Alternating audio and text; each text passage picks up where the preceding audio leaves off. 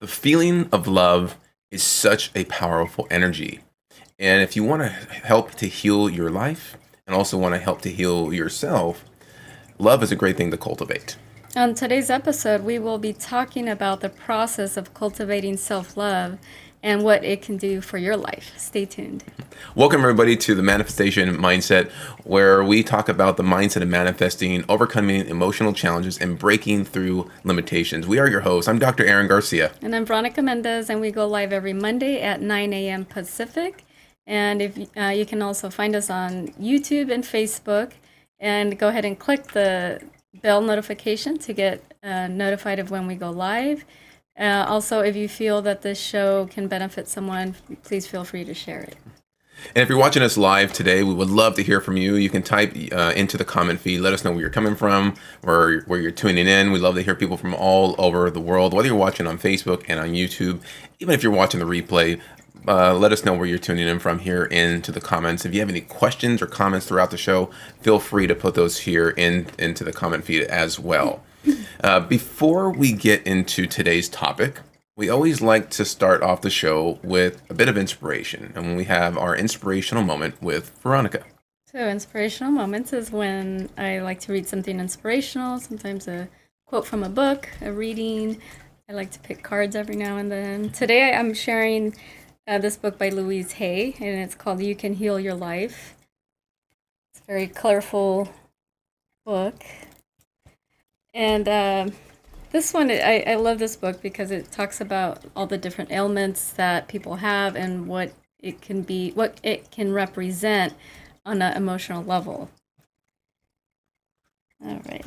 So this section that I'm reading is called Loving the Self, which ties into today's show. It says, I continue to explain that no matter what their problem seems to be, there is only one thing I ever work on with anyone. And this is loving the self. Love is the miracle cure. Loving ourselves works miracles in our lives. I am not talking about vanity or arrogance or being stuck up, for that is not love. It is only fear. I am talking about having a great respect for ourselves and a gratitude for the miracle of our bodies and our minds. Love to me is appreciation to such degree that it fills my heart to bursting and overflows. Love can go in any direction. I can feel love for the very process of life itself, the joy of being alive, the beauty I see, another person, knowledge, the process of the mind, our bodies and the way they work, animals, birds, fish, vegetation in all its forms, the universe and the way it works. And she goes on to saying, like, what else can you add to this list? So, there's so many different things that we can feel love for. And like she said, it works miracles in our lives. Absolutely. And that is Inspirational Moment. If you guys enjoy that, give us some hearts, give us some thumbs up here in the feed. Again, whether you're watching on Facebook and on YouTube. Love to hear from you guys and what your thoughts. And I always love the inspirational moments. And again, today we're talking about self-love. And I want to say hello to some people that are tuning in with us. We have Antonio Chavez, hey, Antonio, who's tuning in from Facebook right now. He's coming from the big 619 here in San Diego. Thank you for joining in with us, Antonio. Great to have you on the show again. And our topic today is healing through self-love. And and what does that look like? And self-love and love that itself is a very powerful energy. We can love others. We can love the planet. We can love different things, but the first relationship that we always have to cultivate love with is ourselves. And we found with clients, even in our past experiences, that concept of loving ourselves can be a very challenging one for a lot of people. Mm-hmm.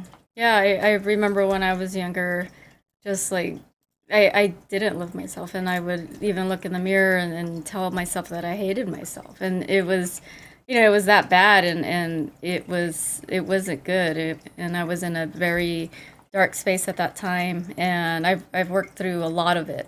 And I remember Aaron and I did an exercise where I looked in the mirror, or he had me look in the mirror, and then it's like we do this muscle testing, and I shut down, and I couldn't even look at myself for like a few seconds. It was interesting. But you could even try this exercise: is look in the mirror and tell yourself, like, there's an exercise here that Louise has, and it's a mirror exercise, and she says, so look into the mirror and say, I love and accept you exactly as you are. And try that and see if you feel uncomfortable, or see if you completely embrace it. So just try it and see if there's anything there. Yeah, and we got to understand too is like where does all of this come from? Like where do people get this idea that there's something wrong with them or something not so good? You know, we I think we've all had this moment where we maybe criticized ourselves for things that we've done, maybe the way that we look. There's a flaw. We feel like there's a flaw within us, but where does that come from? Because you're not born with this this concept like, oh, I feel like such an ugly baby. Like you don't have that consciousness developed yet. And so this concept when people don't like themselves or love themselves, that is a conditioned response. Yeah. And where does that stem from? And we always have to look into our upbringing, our past, our environment. You know, we talk about mindset a lot in this show and the subconscious mind, and you know, it's all programming. And where does that program come from? And we have to always analyze and look back. So when you're talking about, you know, when you're younger and hating yourself, where do you feel that came from? From childhood, like I got teased at school, and I've mentioned this before. Just feeling like I didn't belong, and just I don't know, feeling like I was different from everyone, and not I didn't feel like, I don't know, I just felt different from everyone, kind of like the black sheep. So that type of thing, and then also being teased at home, being teased at school, and that just made me feel like, well, maybe there's something wrong with me. Yeah, and so there, we always think about there's a point like when did we start to not maybe not like ourselves or there's something wrong, and usually it's going to be an experience. Yeah. It's an experience you have, whether it's an experience in your home, experience at school when you're very very young, maybe an experience with a certain individual, or maybe things you've watched on TV, and that goes into the subconscious mind. You know, when you're a young kid, you don't really have a reasoning factor to understand and rationalize everything. And so everything that comes in, your subconscious mind starts to take as true. Yeah. And you create the stories in your mind. Like, Yeah. oh, maybe no one likes me because of this, or maybe, I don't know, maybe they're teasing me because of this.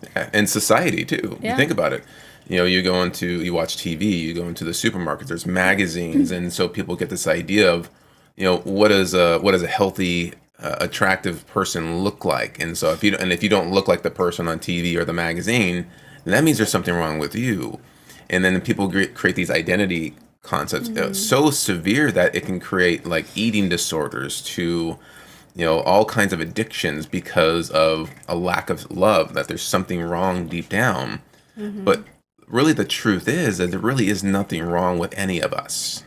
Yeah, because we were born perfect, and like in God's eyes, like we are perfect beings, that we're creators. We can really create anything, and even if, like, say someone is overweight, like that can change, and a lot of people say, well, it's genetics, and yeah, it could run in the family, but you still have a choice of being able to change it, and so it's like we can change it in our minds, and it's really how we view ourselves in our mind, because someone can still be thin and they see themselves and they feel like they're not.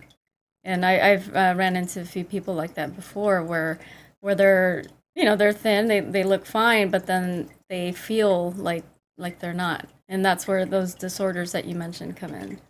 And so, and what can this do? So you start to understand, okay, you got a little understanding of like where this can come from, and again, think about how people have talked to you, what people have said about you, what you said about yourself, and repeat that over and over again, and then that becomes a belief system, and it becomes a subconscious program that just runs all the time. And a lot of people are running the same program as when they were 5, 4, 7, whatever young age it all started. They're still running the same program today, even if they're in their 40s, 50s, or even later.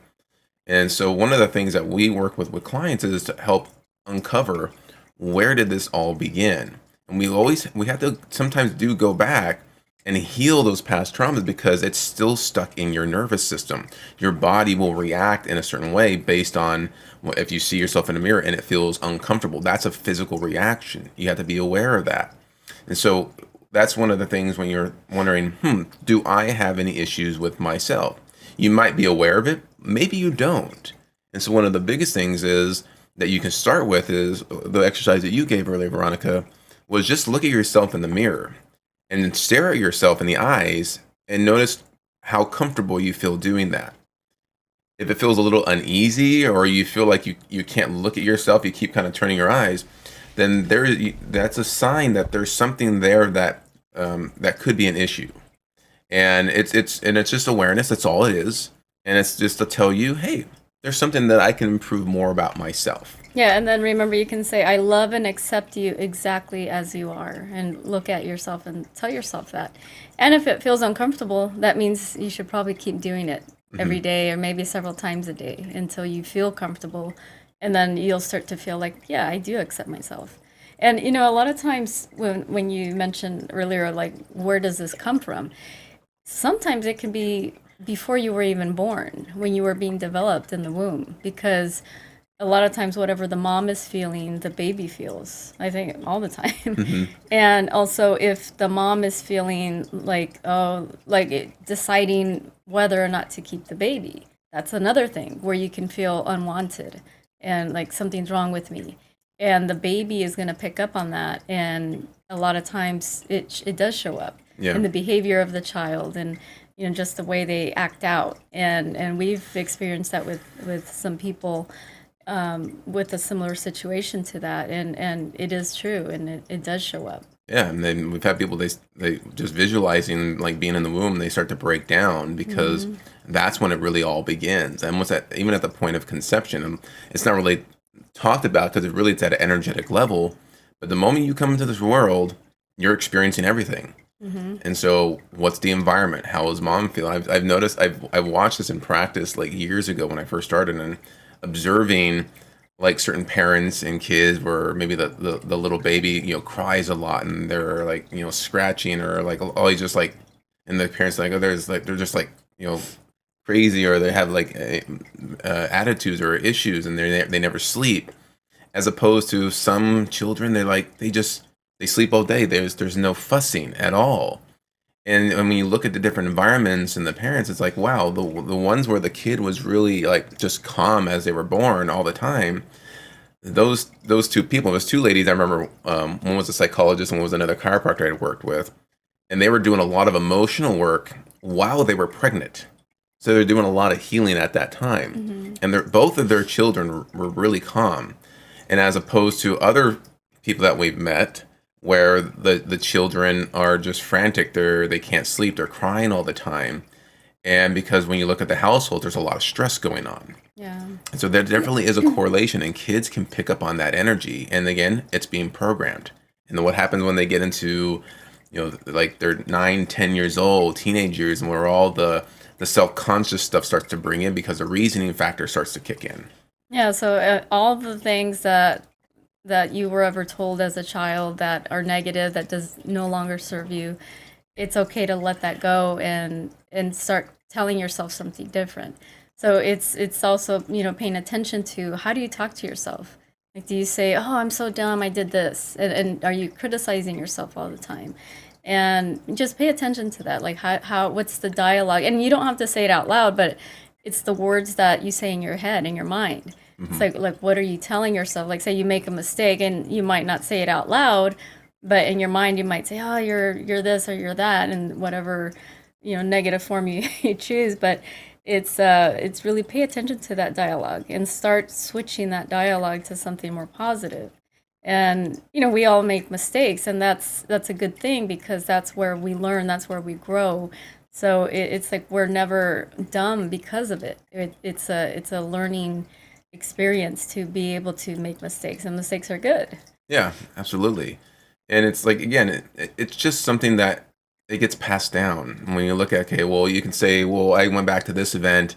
Maybe it was my parents or the teacher that would say all these things. You have to look back. It's like, okay, well, what did your parents go through? What did your teachers and your other, your peers go through in their upbringing? It's like they learned it from their parents, their teachers, and so forth. And it's like the cycle continues.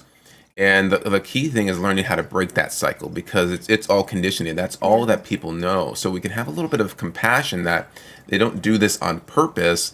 It's just all that they know. And pay attention. If you have children, how do you talk to them? And then notice how their dialogues are.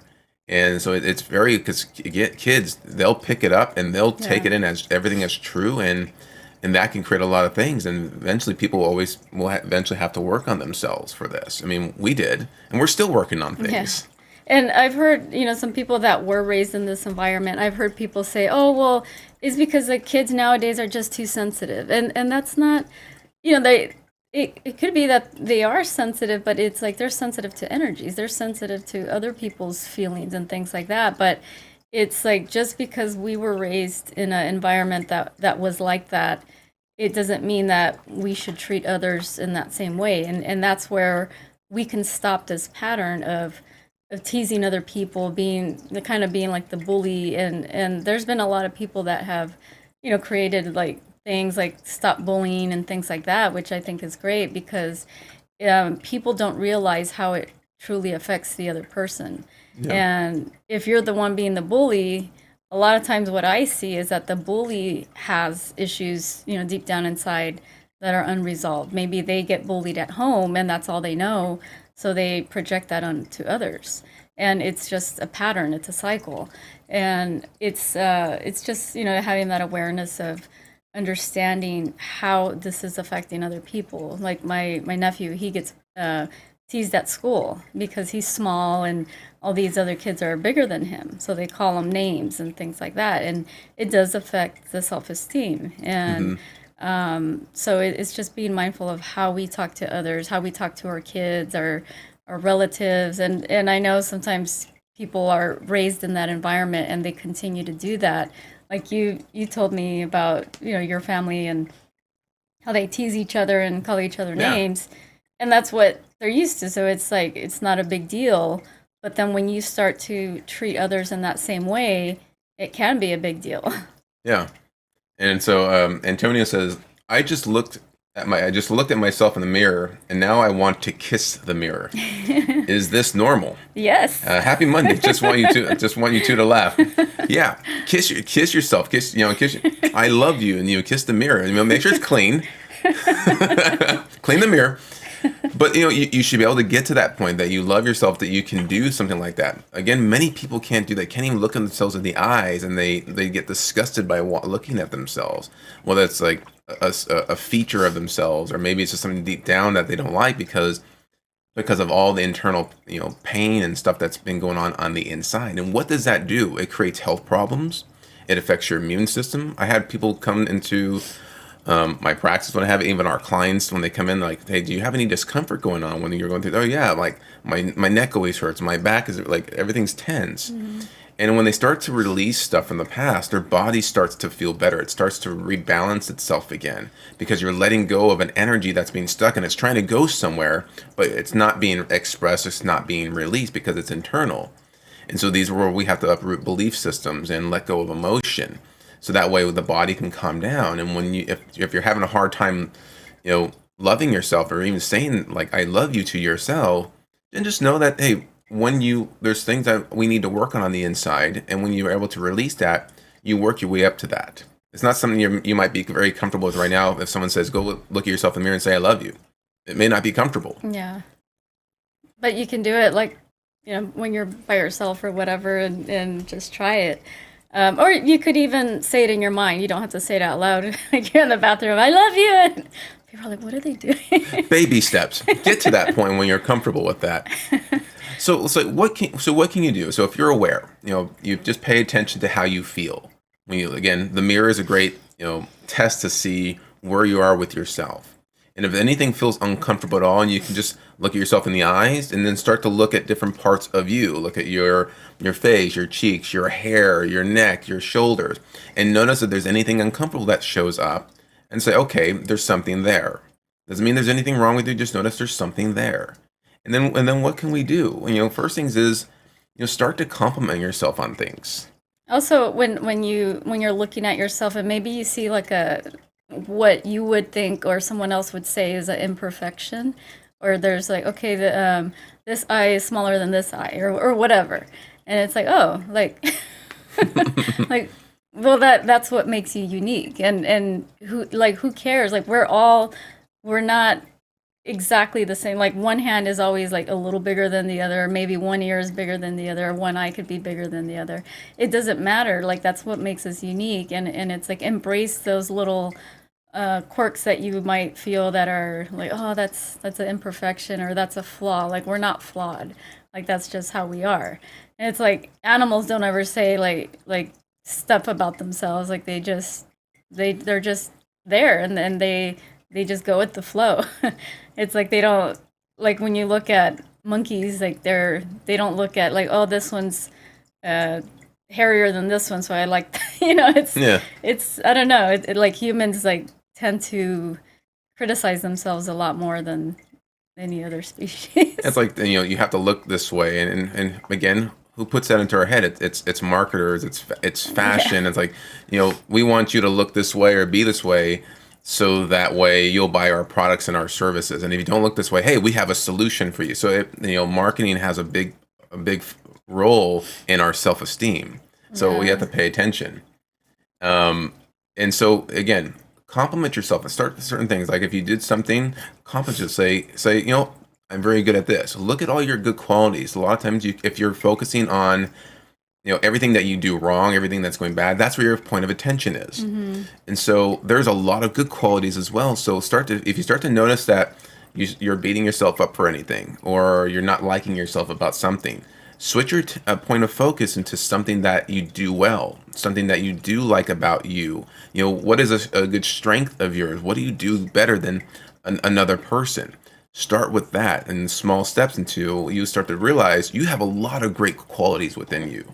Also, when you mentioned do better than another person, it's like don't really compare yourself though, because when you start to compare yourself to another person, that's where it's like a competition now. And we all have our gifts, we all have our strengths, but maybe if normally if you see someone else that's doing better, it's instead of like hating on them or criticizing them, just compliment them.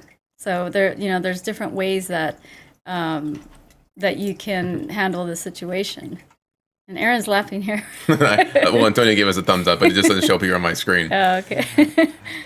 Yeah, and because you mentioned we're all unique, we're all individual, we all have our own gifts. Doesn't make anybody better than anybody else. It's like, hey, you do your gift in this way. Everybody, you just have to identify what is your gift, what are you good at, and start with that. There's gonna be some things that we're not as good at as other people, and that's okay. You mentioned about animals and not like comparing themselves. Like it's like saying, what, I don't I don't like the way my fingerprints look. I like yours better. I need new fingerprints so I can look as good as your fingerprints. Like our fingerprints are unique and individual to every single person. You are, even though we're all connected, we are all one. We are unique in our own soul, and so embrace that uniqueness. So before I had this, well, I kind of still have it. It's like my hands get sweaty. So then sometimes when I meet people, like it before I would get like really embarrassed to shake people's hands, and now I tell them before I even shake their hand, oh, my hands are sweaty or whatever. So some people could be like, oh, like that's nasty, but I even made a speech of it before when we were doing Toastmasters. So it's like embracing that that little thing that before could have felt like a like, oh, something's wrong with me, but then it's like I embraced it, and I actually did a speech in front of a lot of people regarding it. And I started it off with I was going to shake someone's hand, so then I put on a glove and then I shook their hand, but it kind of turned it around, and they were thinking like, oh, what's wrong with me that she has to put a glove on? And then even people were wondering like, what is she doing? But then it's like it turned it around. It's like, it's not because of him, it's because my hands are sweaty. She's a germaphobe. Yeah, and it's, again, like, people create the stories in their minds, like what's going on. And if what you see as something that might be wrong, other people may look at, wow, that's really cool. I wish I could be like that and do things that you can. So you never know what's going on in other people's minds. Even if they criticize, like, realize it's none of their business. It's like, what do you enjoy doing? What do you like about yourself? And continue to do that. And what I did like about my sweaty hands is I used to use my finger as an eraser, because it would erase like pencil marks. When you're doing tests. Yeah. All right. I think we are out of time. Were you going to read something? Yeah. Before we close, I wanted to read something to you, and it's still in that book from Louise Hay. It says, "In the infinity of life where I am, all is perfect, whole, and complete. I am always divinely protected and guided. It is safe for me to look within myself. It is safe for me to look into the past. It is safe for me to enlarge my viewpoint of life. I am far more than my personality, past, present, or future. I now choose to rise above my personality problems, to recognize the magnificence of my being. I am totally willing to learn to love myself. All is well in my world." So I leave you with that. And we hope you guys have enjoyed today's episode. We've been talking about, this concept of healing through self-love, healing your body, healing your life. And it all starts from a within process. And it starts with a loving relationship. Love is a powerful energy.